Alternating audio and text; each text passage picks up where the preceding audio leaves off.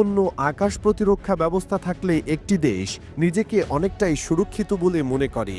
এমনই ধ্যান ধারণাকে পুঁজি করে আকাশের দখলদারি নিয়ে দুই পরমাণু শক্তিধর দেশের মধ্যে ফের শুরু হয়েছে প্রতিযোগিতা।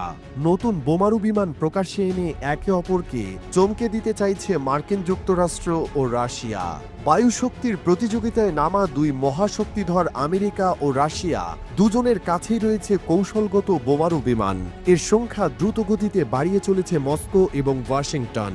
পাশাপাশি নতুন প্রজন্মের বোমারু বিমানকে এয়ারফোর্সে সামিল করার দিকেও নজর দিয়েছে ওয়াশিংটন ও মস্কো। বলা বাহুল্য, এর জেরেই সম্প্রতি ব্যাপকভাবে খবরের শিরোনামে এসেছে ইউএসের B-21 এবং রুশ পাক-ডা।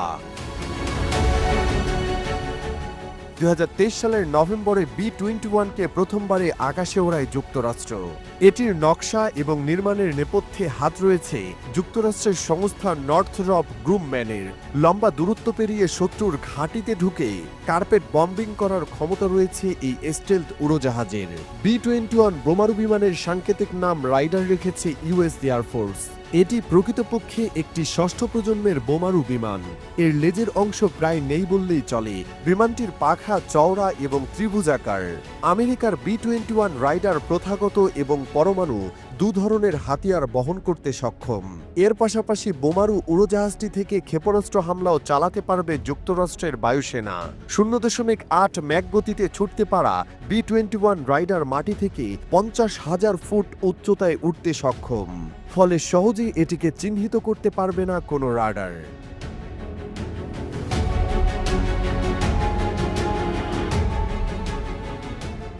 অন্যদিকে রাশিয়ার তৈরি পাক-ডা এখনও আকাশে ওড়েনি। চলতি বছরে মস্কো এই বোমারু বিমান প্রকাশ্যে আনবে বলে মনে করা হচ্ছে।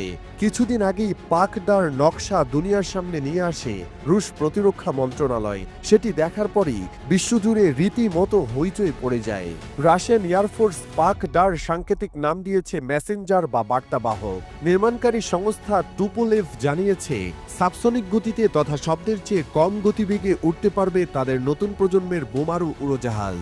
12,000 কিলোমিটার দূরত্ব পেরিয়ে যে কোনো জায়গায় হামলা চালাতে পারবে পাক-ডা। একটানা ওড়ার নিরিখে আবার B-21কে টেক্কা দিবে রুশ পাক-ডা।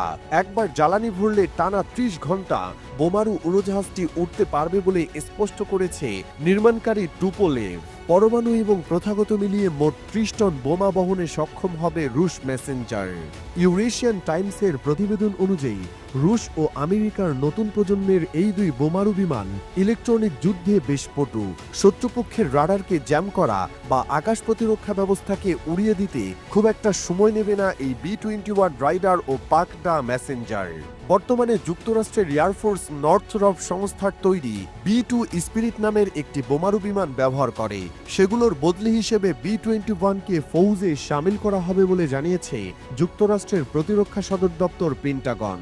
একই রকমের পরিকল্পনা রয়েছে রুশ এয়ারফোর্সেরও। তাদের হাতে রয়েছে গত শতাব্দীর 50-এর দশকে টুপোলেভ সংস্থার তৈরি Tu-95BR নামের বোমারু উড়োজাহাজ। পাক-ডা এর নির্মাণ কাজ শেষ হলে সেগুলোকে পুরোপুরি বদলে ফেলার পরিকল্পনা রয়েছে ক্রেমলিন।